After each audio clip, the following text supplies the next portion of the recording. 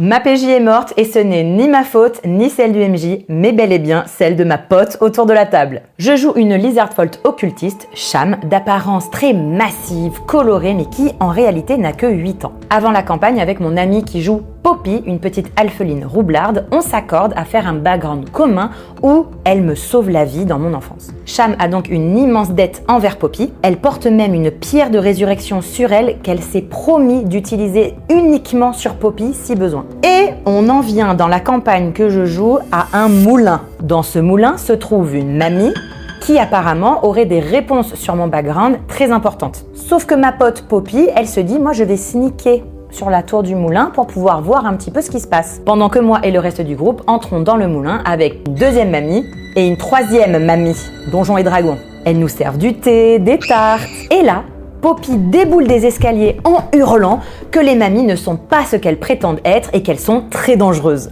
On s'en est rendu compte.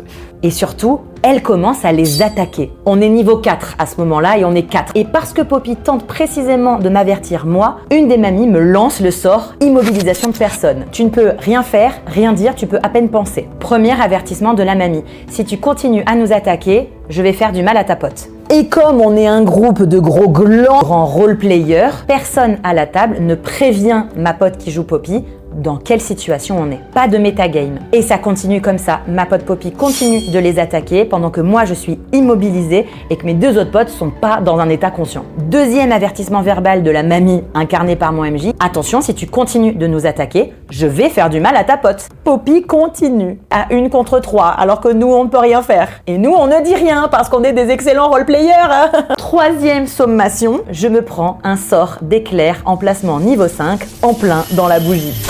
Je suis immobilisée, c'est donc un critique et nous nous étions tous accordés en session 0 que les sorts pouvaient avoir des effets critiques. J'ai pris l'équivalent de 4 fois mon nombre de PV dans la tronche. Je suis donc morte, désintégrée, en un seul coup. Et la deuxième punition, c'est que IRL, la session avait duré un peu trop longtemps, il y a les bus à prendre. En moins de 2 minutes, je me suis retrouvée seule dans mon appartement avec la battle map et ma figurine allongée. Moralité, peut-être, je dis bien peut-être que parfois, il ne faut pas trop être RP et que le metagame, c'est pas grave.